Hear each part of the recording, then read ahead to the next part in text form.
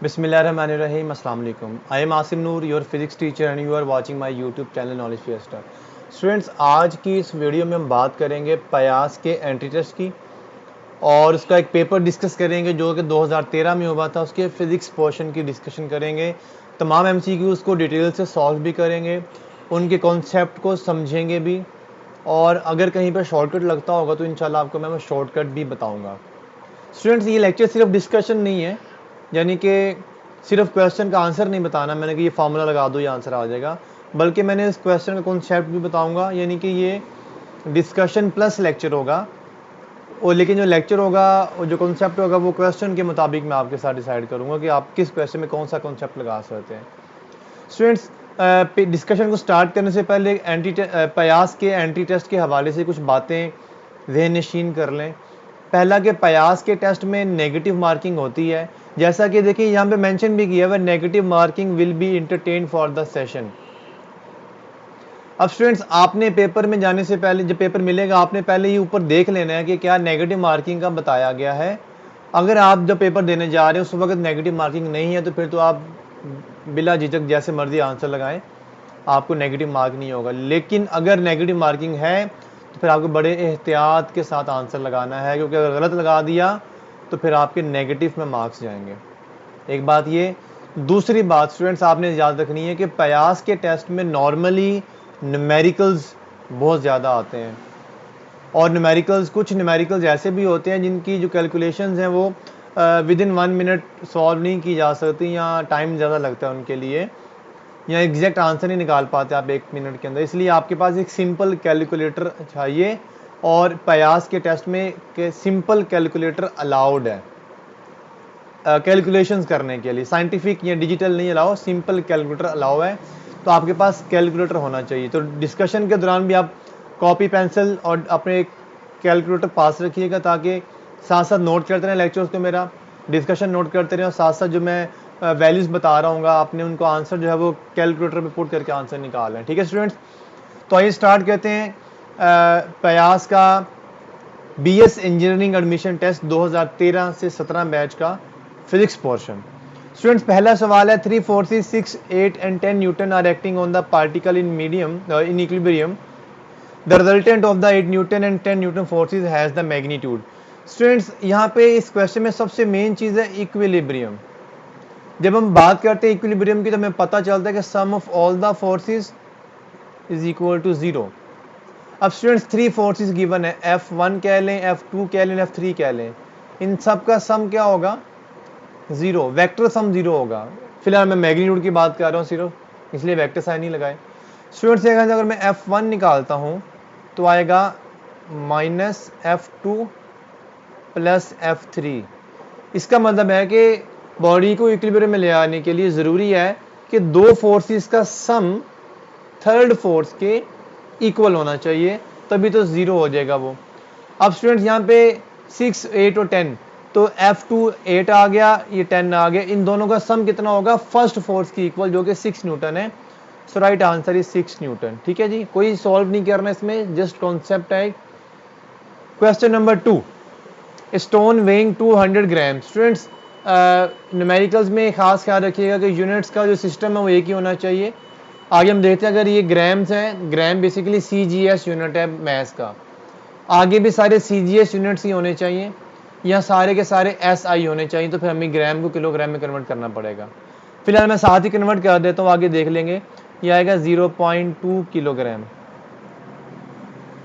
Attached at the end of a 1 metre long string whirled in a vertical circle. अब जितनी string की length है उतना ही उसका रेडियस भी होगा। The string can withstand of maximum 6 newton force breaking, ये टेंशन है स्ट्रिंग की। The maximum velocity at which the stone can be moved. Student, दो तरह के सर्कल होते हैं, एक बॉडी ऐसे मूव करती है, इसे कहते हैं हॉरिजॉन्टल सर्कल, और एक ऐसे मूव करती है, इसे कहते हैं वर्टिकल सर्कल। अब यहाँ पर वर्टिकल सर्कल की बात हुई है, तो स्टूडेंट सपोज कर लें कि मेरे पास ये एक वर्टिकल सर्कल है। बेटा, वर्टिकल सर्कल में यहाँ पर टेंशन मैक्सिमम होती है, यहाँ पर रस्सी के टूटने के चांसेस सबसे ज़्यादा होते हैं, यानी कि बॉटम पर। यहाँ पे बॉडी का वेट डाउनवर्ड होगा, वेट W, टेंशन स्ट्रिंग में सेंटर की तरफ होगी, और जो सेंट्रीपिटल फोर्स होगी that will be equal to tension minus weight. अब आपको पता है कि जो सेंट्रीपिटल फोर्स का फॉर्मूला होता है mv²/r। बल्कि आप ऐसा करें, पहले आप इसमें वैल्यूज पुट कर लें, फिर हम इसमें आंसर निकाल लेते हैं। FC आएगा, टेंशन कितनी है स्टूडेंट 6 माइनस वेट कितना है। देखिए वेट होता है mg, वेट होता है W इक्वल टू mg। तो मैस तो आपके पास 0.2 है, वे मैस कितना है 0.2 kg है, और g की वैल्यू 10 यूज कर लें आसानी के लिए। अगर कैलकुलेटर है तो फिर हम 9.8 यूज कर लें। मैं फिलहाल विदाउट कैलकुलेटर करने की कोशिश कर रहा हूँ। वेट आ जाएगा 2, 0.2 मल्टीप्लाई 10 2 आ जाएगा, that is equal to 4 newton. Centripetal force आ गई। अब फॉर्मूला लगा दें mv²/r, और यहाँ से v निकालें, क्या आएगा FCR/m अंडर रूट। FC 4 है, r की वैल्यू 1 है, m की वैल्यू कितनी है 0.2। स्टूडेंट्स ये देखें, फिलहाल तो मैं विदाउट कैलकुलेटर करके दिखा रहा हूँ आपको। मैं 4/0.2, नीचे आएगा, ऊपर आएगा 40, नीचे आएगा 2, और ये आ गया 20, और 20 का अंडर रूट अप्रोक्सीमेटली 5 होता है। अप्रोक्सीमेटली 5, 4.4 होता है, 4.5 होगा, ये अप्रोक्सीमेटली 5 हो जाएगा। ठीक है, राइट आंसर इज 5 मीटर पर सेकेंड। राउंड फिगर यूज करना है आपने। ठीक है स्टूडेंट्स। क्वेश्चन नंबर 3 है the centre of mass of an isolated system moves with. Students isolated system क्या होता है? क्वेश्चन नंबर 3 है, ये क्वेश्चन 1 था, ये वाला क्वेश्चन 2 था। नोट करते जाइएगा स्टूडेंट्स, नोट किए बगैर मैं समझता हूँ जो बच्चा नोट नहीं करता वो सिर्फ टाइम पास कर रहा होता है। वो देखने को लग रहा होता है सब कुछ समझ आ रहा है, लेकिन जब वो जैसे लेक्चर ख़त्म होता है उसे सब कुछ भूल जाता है, या ऑलमोस्ट 50% से ज़्यादा लेक्चर भूल जाता है। इसलिए साथ साथ सोल्यूशंस को नोट करें। आइसोलेटेड सिस्टम का मतलब होता है कि जी फोर्स, एक्सटर्नल फोर्स क्या है, ज़ीरो है। जब एक्सटर्नल फोर्स ज़ीरो है इसका मतलब बॉडी का या फ्रेम ऑफ रेफरेंस एक्सेलरेशन भी ज़ीरो है। और जब एक्सेलरेशन ज़ीरो होता है, नॉन एक्सेलरेटेड फ्रेम का मतलब क्या है, एक तो इनर्शियल फ्रेम है, और दूसरा वेलोसिटी क्या होगी उसकी, कांस्टेंट। तो स्टूडेंट्स इनर्शियल फ्रेम है और कांस्टेंट वेलोसिटी से मूव करेगा, delta is the right option. ठीक है जी। Question number 4, the reduced mass of a 2 particle system is.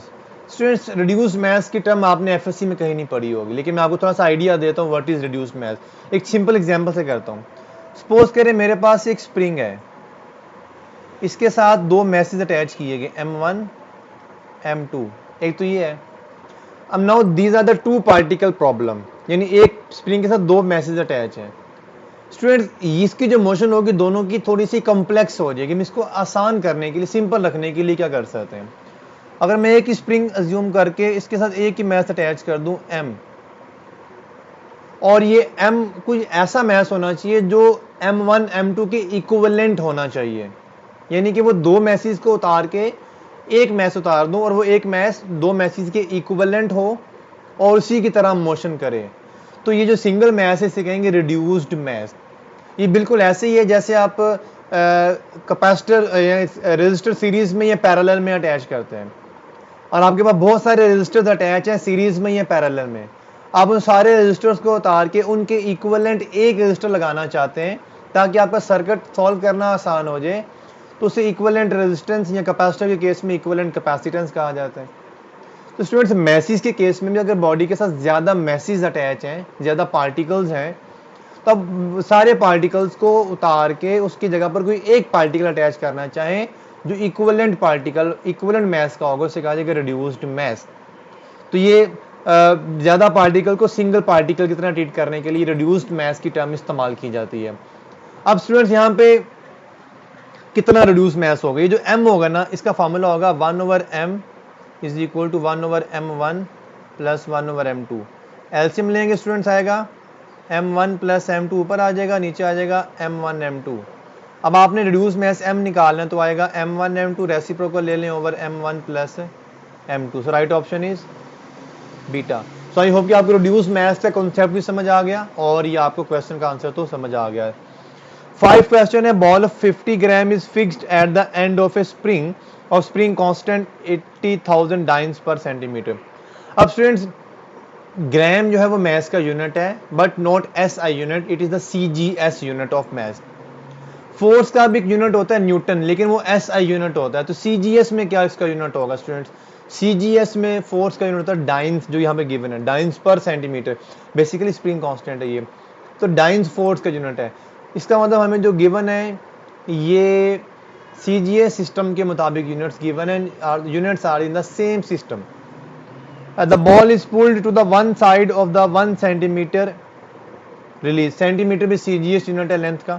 The maximum velocity of the ball attained during the motion. Students, ये question basically इस तरह से है कि एक स्प्रिंग है,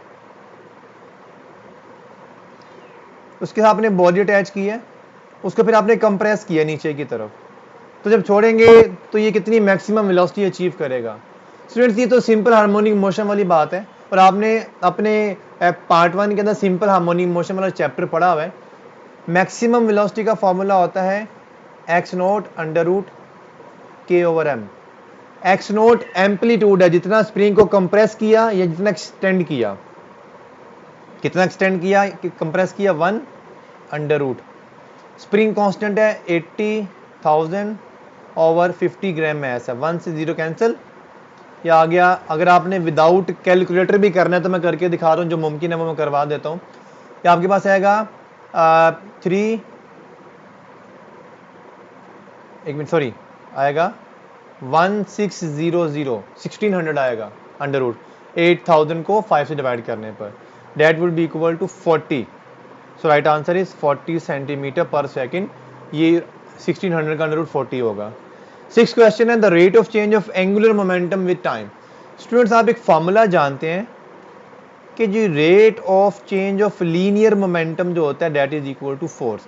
डेल्टा पी लीनियर मोमेंटम का चेंज है, टी टाइम है, तो rate of change of linear momentum is equal to the linear force. अब स्टूडेंट्स, इसी को देखते हुए अगर मैं कहूँ rate of change of angular momentum, linear momentum से किस में कन्वर्ट होगी? एंगुलर मोमेंटम में। तो फिर लीनियर फोर्स से किस में जाना चाहिए हमें? एंगुलर फोर्स में। और एंगुलर फोर्स क्या होती है? टॉर्क। हम लिखेंगे delta L angular momentum over time is equal to torque. ठीक है स्टूडेंट्स, तो ये मेरा एक लेक्चर भी है, मैं आपको ऊपर आई का बटन नजर आ रहा होगा आपको, इस आई के बटन में वो आपको लेक्चर नजर आ जाएगा, वो सुन लें। इसमें आपको लीनियर फार्मूला से एंगुलर फार्मूलाज कैसे बनाते हैं विद इन सेकेंड आपको सारी डिटेल मिल जाएगी। क्वेश्चन नंबर, इसका तो आंसर आ गया 6 का टॉर्क। 7 है the angular momentum of an object having the moment of inertia I N angular velocity. Simple formula है, आपको याद होना चाहिए।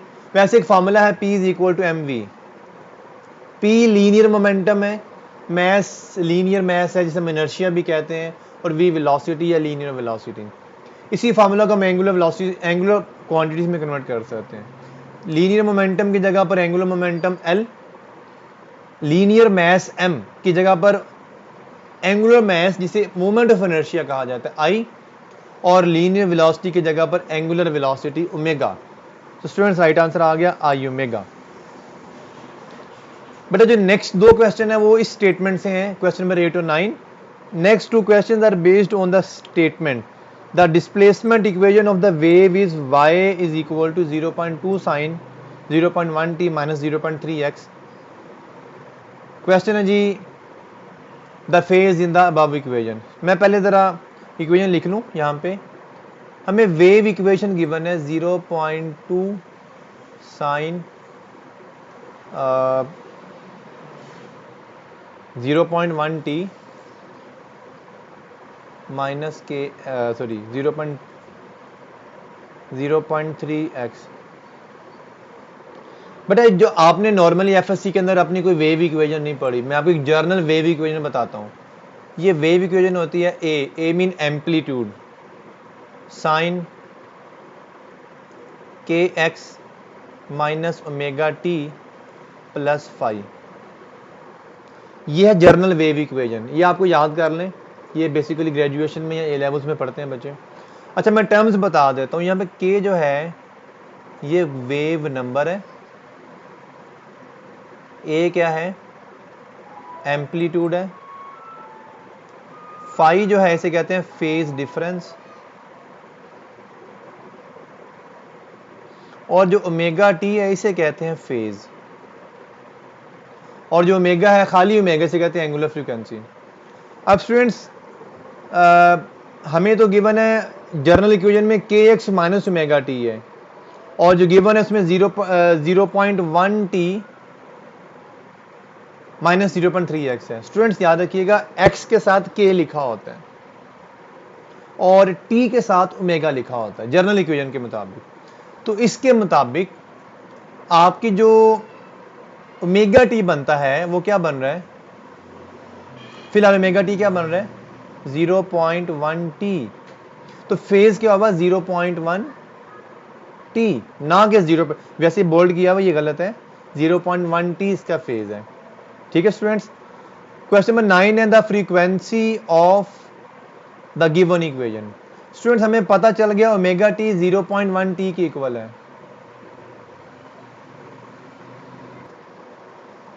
जी इसमें अब आप देखिए जरा, जो ओमेगा आ रहा है that is equal to 0.1, T से टी तो कैंसिल होगा दोनों साइड से, 0.1। अब स्टूडेंट्स ओमेगा जो होता है वो 2 पाई एफ की इक्वल होता है, तो यहां से आपने एफ निकालना है 0.1 over 2 pi, that is equal to 0.019। Round figure use करना है, यानी राउंड ऑफ करना है इसको आपने 0.02 पर second, that is the right answer Charlie. ठीक है स्टूडेंट्स। तो इसके बाद है question number 10, the motion of an oscillatory particle may be described by an equation of type m d square y over dx square plus k y is equal to 0 where k is the positive constant, the time period of the motion is given by। अच्छा students इसमें एक चीज आप देखिएगा जरा कि acceleration जो होता है ना that is equal to derivative of velocity with respect to time. क्या आपने अपने एफएससी में पढ़ा हुआ है? इसको यूं भी लिखा जा सकता है डेरिवेट डबल डेरिवेटिव, यानी सेकंड डेरिवेटिव लेने ऑफ डिस्प्लेसमेंट, एक्स यहाँ पे डिस्प्लेसमेंट है ओवर टाइम। अगर मैं बिल्कुल सिंपल वर्ड्स में बात करूं तो डेरिवेटिव डिस्प्लेसमेंट का 2 दफा डेरिवेटिव लें तो एक्सेलरेशन बनेगा, वेलोसिटी का 1 दफा डेरिवेटिव लें तो एक्सेलरेशन बन जाएगा विद रिस्पेक्ट टू टाइम। अब स्टूडेंट्स यहां पे जब हमें गिवन है डी, ये जो इक्वेशन गिवन है D square Y over D T D X square, ये बेसिकली यहां पे एक्स नहीं आना चाहिए, टी आना चाहिए यहाँ पे ना, बेसिकली ये टी आएगा, ये थोड़ा सा मिसप्रिंट है, यहाँ पर टी आएगा, तो ये एक्सेलरेशन की इक्वल है, राइट। अब आप देखिएगा जरा, तो मैं लिख सकता हूँ इसी इक्वेशन को, गिवन है m, आगे लिखेगा a प्लस के वाई इज इक्वल टू 0। अब यहां से आपने a निकालना है तो आएगा minus K over m into Y, rearrange किया मैंने a के लिए। अब स्टूडेंट्स यहां पे देखें जरा, तो a का एक और फॉर्मूला आप जानते हैं minus K over m into x, ये फॉर्मूला आपने पढ़ा हुआ है सिंपल हार्मोनिक मोशन के अंदर। देखिए स्टूडेंट सिर्फ y की जगह पर x है इसका, और ये एक्सेलरेशन किसका होता है, मैस स्प्रिंग सिस्टम का, यानी स्प्रिंग के साथ अगर एक मैस अटैच कर दें तो जब ये वाइब्रेट करेगा, सिंपल हार्मोनिक मोशन करेगा, तो इसका एक्सेलरेशन होगा a is equal to minus K over m into X. आपने चूंकि डायरेक्टली ये वाली इक्वेशन पढ़ी नहीं है एफएससी में अपनी, इसलिए मैंने इसको जरा सिंप्लीफाई करके लिख दिया है। तो इसका मतलब है ये सिंपल हार्मोनिक मोशन की बात कर रहे हैं पार्टिकल के मैस स्प्रिंग सिस्टम की। और आप जानते हैं कि मैस स्प्रिंग सिस्टम एक पार्टिकल का जो होता है टाइम पीरियड का formula 2 pi under root m upon k, right option is delta. Question number 11 देखें जरा, two frequencies sounded together produce 3 beats per second if one of the frequencies is 400 vibration per second, the other frequency will be।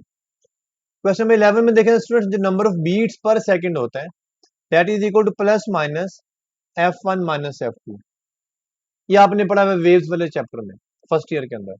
इसका मतलब है कि number of beats पर second दो frequencies के difference की इक्वल होता है। अब स्टूडेंट्स एक फ्रीक्वेंसी 400 है, अब दूसरी फ्रीक्वेंसी कुछ ऐसी होनी चाहिए कि जिसका डिफरेंस 3 आ रहा हो, तभी तो 3 बीट्स बनेंगी पर सेकंड। और एक ही ऑप्शन बनती है 403, यानी 400 और 420, 423 का, सॉरी 423 बोल रहा हूँ, 400 और 403 का, 403 का डिफरेंस 3 आ रहा है, तो right option is 403। Question number 12 है, two rectangular tanks stands next to each other on a horizontal table, the bottom of the first tank is 40 square metres, that of the second tank is 80 square meters, both the tanks are filled with the water to the same height, the ratio of the liquid pressure on the bottom of the uh, second tank to the that of the bottom to the first tank. Students, height के साथ जो pressure का formula होता है that is equal to rho G H.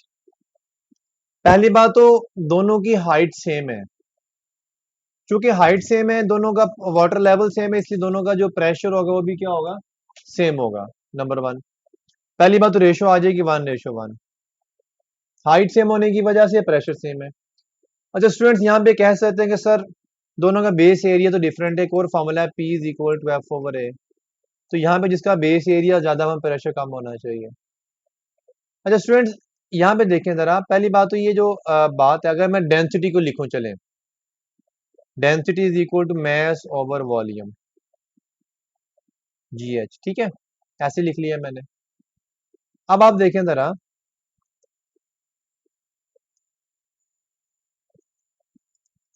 कि volume को लिखा जा सकता है एरिया इनटू हाइट, वॉल्यूम लिखी जा सकती है एरिया इनटू हाइट इनटू जी एच। ये हाइट से हाइट कैंसिल हो जाएगा, क्या आ जाएगा, एम जी ओवर ए। यहां से देखें जरा, वही बात आ गई है ना, वो F is equal to force over area आ गया, ठीक है। अब आप देखें जरा, जिसका बेस एरिया ज्यादा है, यानी कि अगर ये टैंक ए है और ये वाला एरिया ज्यादा है, तो दोनों को सेम वाटर लेवल से फिल करना है आपने, ठीक है, वाटर लेवल सेम रखा है। जिसका बेस एरिया ज्यादा होगा उसमें पानी की क्वांटिटी भी ज्यादा आ जाएगी, यानी अगर एरिया डबल है, 2 कर दिया मैंने, तो मैस भी तो उसमें डबल आएगा वाटर का, ठीक है ना, बेस एरिया ज्यादा, हाइट तो सेम रखनी है, बेस एरिया ज्यादा है, तो 2 से 2 क्या हो जाएगा, कैंसिल हो जाएगा, जिससे प्रेशर क्या रहेगा, सेम रहेगा, इसलिए दोनों टैंक्स में वाटर प्रेशर जो होगा उसकी रेशो 1:1 आएगी। क्वेश्चन नंबर 13 है जी, यहाँ से थोड़ा सा अरेज कर लें ताकि ये हम इसको 13 की जगह बना लेते हैं।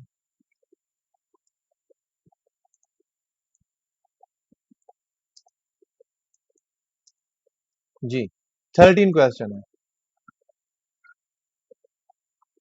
13 क्वेश्चन है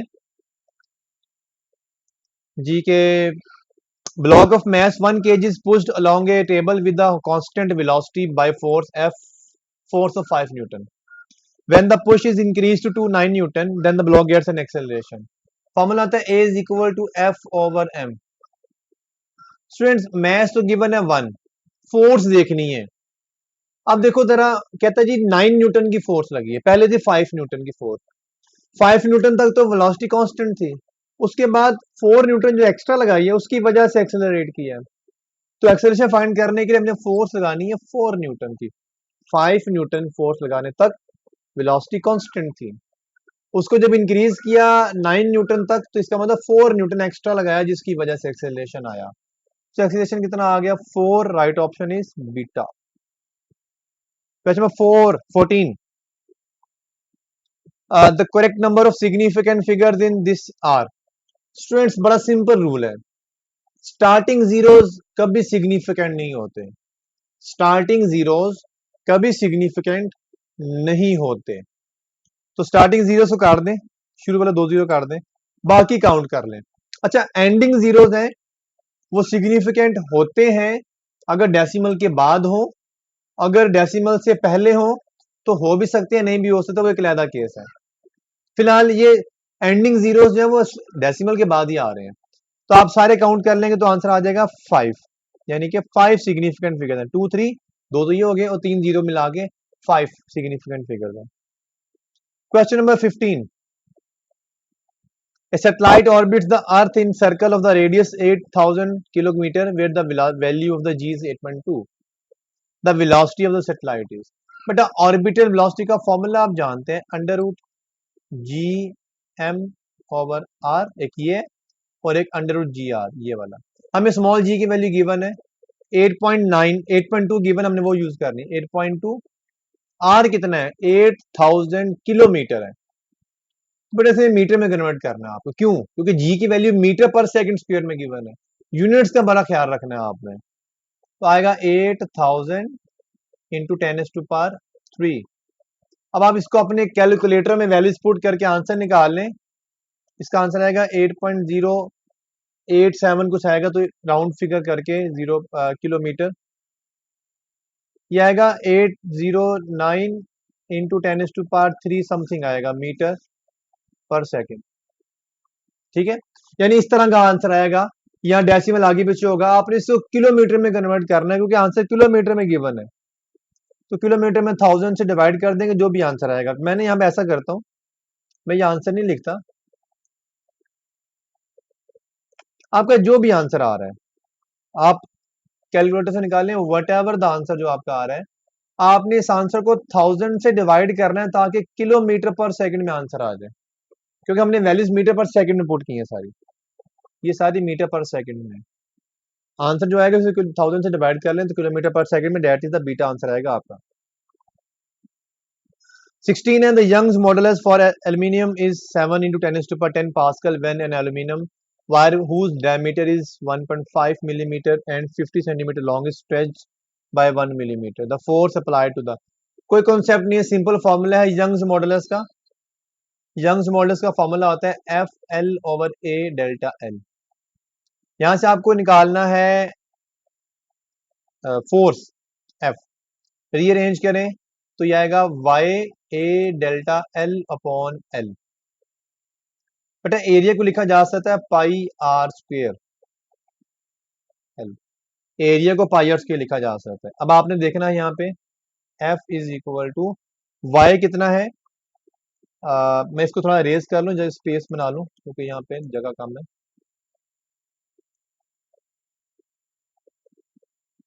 हाँ जी, यहाँ पे हम कर लेते हैं. एफ आ जाएगा, वाई की वैल्यू कितनी है जी 7 इंटू 10⁻10. एरिया पाई की वैल्यू 3.14 या 22/7. आर कितना है, डायमीटर गिवन है, डायमीटर गिवन है 1.5 मिलीमीटर. हाफ कर दें, डायमीटर का हाफ रेडियस होता है 0.75 मिलीमीटर है, इंटू 10⁻³ मीटर में कन्वर्ट किया है मैंने. डेल्टा एल यानी स्ट्रेच कितना किया है 1 मिलीमीटर स्ट्रेच किया है, तो 1 इंटू 10⁻³ ओवर. लेंथ कितनी है 50 सेंटीमीटर. यह आएगी 50 सेंटीमीटर का मतलब है 50 इंटू 10⁻². स्टूडेंट्स अब आपने इसको कैलकुलेटर से सॉल्व करना है तो आपका सिंपली आंसर आ जाएगा 247. कैलकुलेटर से सॉल्व करना है 247 न्यूटन आंसर आ जाएगा. मैं वीडियो के दौरान कैलकुलेटर का इस्तेमाल नहीं कर रहा ताकि वीडियो लेंथी ना हो जाए जी. ये लास्ट क्वेश्चन रह गए, लास्ट स्लाइड है ये वाली. क्वेश्चन 17 है, 20 gram object is put into a dish completely filled with water. 3 centimetre cube of the water overflows. The weight of the object in the water. बेटा फर्ज कर लें ये डिश है और इसमें आपने वाटर फिल किया हुआ है, फुल वाटर है. अब आप इसमें एक ऑब्जेक्ट प्लेस करते हैं. ये एक ऑब्जेक्ट है, इसमें पानी में डबो दिया. इस पे दो फोर्स एक्ट करेंगी, एक डाउनवर्ड वेट और एक अपवर्ड फोर्स होगी, हम कहते हैं अप थ्रस्ट. और ये लिक्विड, हर लिक्विड की प्रॉपर्टी है, जब किसी कोई बॉडी लिक्विड में इमर्स होती है तो उसके ऊपर आप थ्रस्ट एक्ट करते हैं जिसकी वजह से बॉडी ऊपर की तरफ आती है. और इस बॉडी का जो वेट होगा लिक्विड के अंदर, इसे हम अपेरेंट वेट कहते हैं. Apparent weight in the liquid is equal to weight minus drag force up thrust. ये अप थ्रस्ट है, एफ अप थ्रस्ट. अब अपेरेंट वेट या वेट, वो जो वाटर के अंदर वेट कितना गिवन है आपको, वेट गिवन है, चले वेट नहीं गिवन, मैस एम जी कर लें. और अब थ्रस्ट का जो फॉर्मूला होता है स्टूडेंट्स याद रखिएगा, रो जी वॉल्यूम, रो जी इंटू वॉल्यूम। मैस कितना है 20 ग्राम, आपने इसे कन्वर्ट कर लेना है किलोग्राम में क्योंकि यूनिट्स आपके न्यूटन में गिवन है। तो 20 इंटू 10⁻³ ये किलोग्राम आ गया, सॉरी -3 आएगा, -3 आएगा ना। और जी की वैल्यू आप यूज करें 10 आसानी के लिए, ये आ गया mg माइनस। वाटर की डेंसिटी कितनी होती है 1000, जी मल्टीप्लाई करें 10, वॉल्यूम कितना गिवन है 3 सेंटीमीटर क्यूब, 3 बटा सेंटीमीटर क्यूब है, सेंटी की वैल्यू कितनी होती है 10⁻², लेकिन क्यूब है। अच्छा ये क्यूब आपने चैप्टर 1 में पढ़ा था फर्स्ट ईयर के अंदर कि यूनिट जो होता है वो प्रीफिक्स के ऊपर पावर प्रीफिक्स के ऊपर भी होती है। इसका मतलब है ये -2 की पावर 3 -6 हो जाएगा ये। अब स्टूडेंट्स आपने इसको सॉल्व करना है, 0.17 न्यूटन आपका आंसर आ जाएगा, कैलकुलेटर से सॉल्व करना है आपने इसको, ठीक है जी। 18 है, 2 resistors of 20 ohm and 60 ohm are connected in series to a DC generator. The voltage across 20 ohm resistor is 80 volt. The current to a 60 ohm resistor is.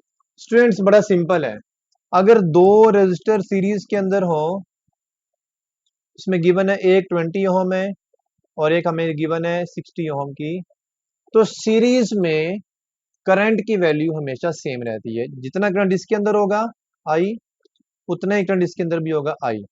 तो आप 20 ओम वाला निकाल लें क्योंकि I is equal to V upon R होता है। हमें 20 ओम के लिए आर का भी पता है, वी का भी पता है, वी पता है 80, 20 ओम के लिए पता है, 60 ओम के लिए हमें वी का नहीं पता, हमें पहले वो कैलकुलेट करना पड़ेगा, इतना टाइम ज़ाया करने की जरूरत ही नहीं है। 20 आंसर आ जाएगा 4, और इतना ही करंट पास करेगा 60 ओम में भी क्योंकि सीरीज में करंट क्या रहता है, सेम करंट सेम पास करता है ऑल रेजिस्टर्स में से। 19 है, DC electric toaster oven is rated 120 watt 1500 watts. When it experience under these conditions, the resistance of the heater coil and the current going through it is. Students 19 में आप formula use करेंगे, power का formula एक होता है आई we, और एक यहां से पहले आई निकाल लें, I is equal to P upon V. Power है 1500 ओवर 120, तो आंसर आएगा 12.5 एम्पियर, डिवाइड कर लें बेशक। दूसरा formula P is equal to V square upon R, तो यहां से जब आप R निकालेंगे तो क्या आएगा वी स्केयर अपॉन पी, और v की वैल्यू है 120, इसका स्क्वायर कर लें ओवर 1500, सो R का जो आंसर आएगा वो आएगा 9.6 ohm. So right option is alpha. Calculator का इस्तेमाल करें, टाइम ज़ाया करने की जरूरत नहीं है।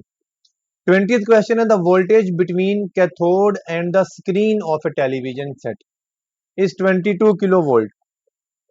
If the electron leaves the cathode with an initial speed of 0, its speed just before hitting the screen is. Accelerate किया है, एक्सेलरेट किया है, आप इसमें लगा सकते हैं वो वाला फॉर्मूला, काइनेटिक एनर्जी का फॉर्मूला होता है EV, E into V, voltage given है ना। आप काइनेटिक एनर्जी निकालें, half M V square is equal to EV, जब एक्सेलरेट कर रहे हैं तो v यहां से क्या निकलेगा, under root 2 EV over m। स्टूडेंट्स ये वाला राइट साइड वाला v वोल्टेज है, लेफ्ट साइड वाला v वेलोसिटी या स्पीड है, तो यहाँ पे वैल्यूज पुट करें स्टूडेंट्स आप। 2, इलेक्ट्रॉन का चार्ज कितना होता है आपको पता है, एक इलेक्ट्रॉन कैथोड रेज का मतलब इलेक्ट्रॉन है 1.6 इंटू 10⁻⁻19, वोल्टेज है 22 किलो, तो 22,000 आ गया, ओवर मैस कितना है, इलेक्ट्रॉन का मैस आपको पता है 9.1 इंटू 10⁻31।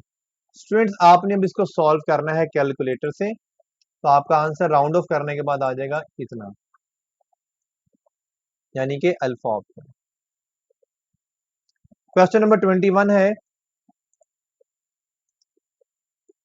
मैं थोड़ा सा रेज कर लूँ यहाँ पे।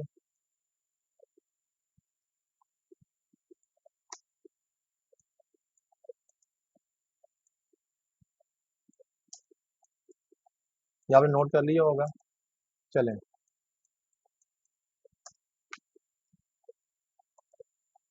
21st क्वेश्चन है, it is desired to store 1 into 10 to the power 10 excess electrons on the negative plate of capacitor at 9 volt. The charge on the electron is given, then approximately capacitance. Capacitance का formula C is equal to Q upon V. Q होता है NE upon V. Q NE होता है ना, N होता है 1, N कितना है, number of electrons 1 into 10 to the power 10. Electron का चार्ज भी गिवन है, वैसे आपको याद भी होना चाहिए। कैलकुलेशन आपकी यानी फॉर्मूला याद होना चाहिए, जल्दी से वैल्यूज पुट करके आंसर निकालें। 9 वोल्ट कैलकुलेटर में वैल्यूज पुट करके आंसर निकालें, you get 178 into 10 to power -12 farad. अच्छा, ये आंसर इस तरह से नहीं आएगा डायरेक्ट, आंसर में आएगा कुछ सम, मैं आपको करके दिखाता हूँ, एक मिनट जरा, मैं ना अपने कैलकुलेटर से हम करके देखते हैं। अभी हम करके यहाँ से देख लेते हैं, मोबाइल से करता हूँ मैं। देखा जी, 1 मल्टीप्लाई 1.6 जी, इसका जो आंसर आ रहा है, ये जो आ रहा है, ये नहीं आ रहा है, ये आ रहा है 0.177 इंटू 10 टू पावर, ये आएगा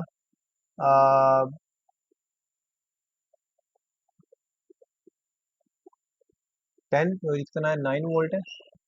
इसका आंसर आएगा 10 की पावर -9। ये देखिए आंसर आ रही है, बता बंद हो गया, ये देखें ये आंसर आ रहा है, ठीक है, ये आप देख सकते हैं 0.177। अच्छा, अब आप इसको करें जी 177, अच्छा नंबर अच्छा आगे भी 7 है, 0.7 कितना आ जाएगा, 10 की पावर -12। इसको कर लें राउंड फिगर 178, राउंड ऑफ कर लें, सॉरी 178, ये आ गया पिको फैरेड, ठीक है जी। तो इस तरह से आप करके दिखा दी, वैसे आपको इतनी कैलकुलेशन फास्ट होनी चाहिए, आप कर सकें। 22nd क्वेश्चन है,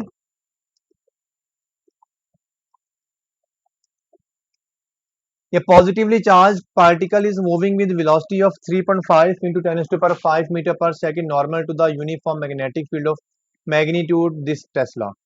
The particle experiences the force of 7.8 10 की power -16 Newton. The charge on the particle is. अब स्टूडेंट्स यहाँ पे आप फॉर्मूला जानते हैं, Q V B sine theta, theta 90 है, साइन 91 हो जाएगा नॉर्मल की वजह से। उसने क्वेश्चन में कहा है कि 90 नॉर्मल एंटर हुआ है। हमें बतानी है चार्ज की value, F over Q, V B हो गया, फोर्स कितनी है 7.8 इंटू 10 टू पावर -16, वी है बेटे 3.5 इंटू 10 टू पावर 5, और बी है 5.6 इंटू 10 टू पावर -5। आप स्टूडेंट्स अपने कैलकुलेटर से निकाल लें, मैं अब यहाँ पे नहीं करके दिखा रहा आपको, अब अपने कैलकुलेटर से निकाल लें। आई हैव कन्फर्म्ड, मैंने सॉल्व किया पहले, रिकॉर्डिंग से पहले मैंने इनको सार को सॉल्व किया था, इसलिए आई एम कन्फर्म्ड कि ही आंसर है इसका। 23rd है, a rod is made of a certain metal which has a coefficient of linear expansion of 0.000020 per degree Celsius. The rod is 100 centimeters long and it is the heated from 30 degree centigrade to 60 degree centigrade. The change in the length. But जब किसी चीज को गर्म किया जाता है तो उसकी लेंथ एक्सटेंड करती है, उसका फॉर्मूला होता है L is equal to L naught 1 plus alpha T. L heat करने के बाद जो लेंथ आएगी यानी फाइनल लेंथ, और L नॉट जो है उसकी इनिशियल लेंथ है। आप यूं कह लें कि ये फाइनल लेंथ है और L नोट क्या है, शुरू वाली लेंथ गर्म करने से पहले जो होगी। अल्फा एक कांस्टेंट है जिसे कहते हैं कोफिशिएंट ऑफ लीनियर एक्सपेंशन, और टी टेम्परेचर का डिफरेंस है। तो आप निकाल लें फाइनल लेंथ कितनी आ जाएगी, इनिशियल लेंथ कितनी गिवन है हमें 100 सेंटीमीटर, ये हो जाएगा 1 मीटर। 100 सेंटीमीटर का मतलब 1 मीटर है।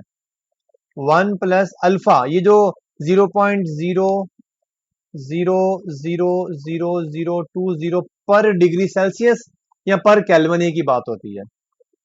और टेम्परेचर कितना है बेटा, यहाँ पे टी जो है वो टेम्परेचर डिफरेंस है।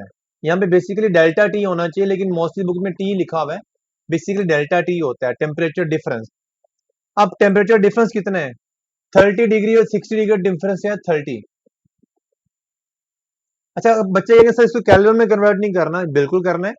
आप पहले 30 डिग्री को कैल्विन में कन्वर्ट करें, फिर 60 को कैल्विन में कन्वर्ट करें, फिर डिफरेंस निकालेंगे तो 30 ही आएगा। तो यूं कह लें कि difference in temperature in degree Celsius and difference in temperature of kelvin आपस में बराबर होते हैं। लेकिन आपने ऐसा नहीं करना कि पहले डिफरेंस लेके फिर कन्वर्ट करें केल्विन में, पहले केल्विन में कन्वर्ट करना है, फिर डिफरेंस लेना है, तो 30 निकलेगा। तो बेटा इसका जो आंसर आएगा मैं आपको करके दिखाता हूँ, क्योंकि अभी अभी इसका आंसर फाइनल नहीं आएगा। 30 मल्टीप्लाई 0.00020 प्लस 1, ये आया जी 1.0006 मीटर। अब आपने निकालनी है चेंज इन लेंथ, हमें फाइनल लेंथ नहीं फाइंड करनी, चेंज इन लेंथ फाइंड करनी है। तो final length minus initial length original, तो फाइनल आ गई 1.0006 माइनस इनिशियल कितनी थी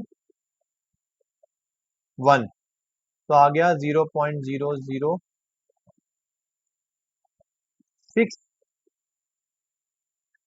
0006 मीटर, यह आएगा 0.006 सेंटीमीटर। दो जीरो खत्म कर दिए, तो एक जीरो खत्म करके यहाँ पे जीरो लगा दें, ये सेंटीमीटर में आ गया, या 100 से डिवाइड कर दें कि आपकी मर्जी है, सॉरी 100 से मल्टीप्लाई कर दें। सेकंड लास्ट क्वेश्चन है ऑन वन मिरर, 24 है ये। One mirror of a Michelson interferometer is moved back a distance equal to the three wavelengths of the light being used, the fringe pattern will shift.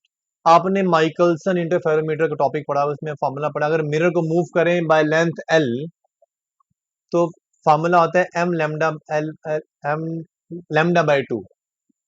ठीक है, यहां से M find करना है तो आएगा 2l बाई लेमडा। कितना move किया है मिरर को, कहता है जी 3 लेमडा के बराबर मूव किया है, और लेमडा ये कैंसिल हो गया, आंसर आ गया 6 फ्रिंजेस शिफ्ट हो जाएंगी। अब आपको माइकलसन इंटरफेरोमीटर का टॉपिक आपको पता होना चाहिए, फ्रिंजेस शिफ्ट का पता होना चाहिए, तभी आपको ये आइडिया हो सकेगा। लास्ट क्वेश्चन है 25th, और 25th में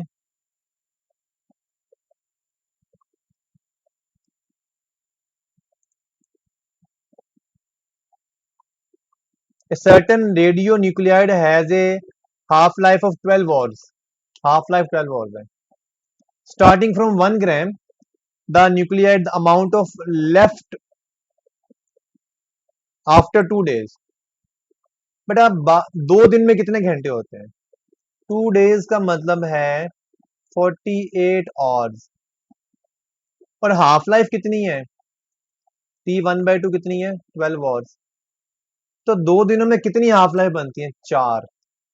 ठीक है, यानी कैसे करेंगे, नंबर ऑफ हाफ लाइफ कितनी है 48/12 that is equal to 4, 4 half life है। इसका मतलब आपका जो सैंपल गिवन है उसको 4 दफा हाफ करना है। इसका मतलब है आप हाफ रिमेनिंग एटम्स का अगर फॉर्मूला है, number of amount remaining amount निकालनी हो ना, तो आपने करना क्या, 1/2 की पावर n, 1/2 की पावर 4 हो जाएगा, यानी कि 4 दफा हाफ करना है। तो 4 दफा हाफ कर दें, यानी 1 वो उसकी ओरिजिनल अमाउंट है, यानी अगर अमाउंट जो भी गिवन है वैसे होता है फॉर्मूला n0/2, एन नोट जो होता है वो ओरिजिनल अमाउंट है जो कि 1 गिवन है। 4 दफा हाफ करके दिखाता हूं मैं आपको, 1, ठीक है ये 1, इसको इसको डिवाइड करें आप 2 से, तो 0.5, फिर डिवाइड करें 2 से 0.25, फिर डिवाइड करें 2 से 0.125, फिर डिवाइड करें 2 से 0.625। ठीक है जी, तो इसका आंसर क्या आ गया 0.625 ग्राम। सो ये था बेटा आपका पेपर, इंशाल्लाह नेक्स्ट, इंशाल्लाह जल्द इसके नेक्स्ट पेपर के साथ हाजिर होऊंगा। अपना ख्याल रखिएगा। अल्लाह हाफिज।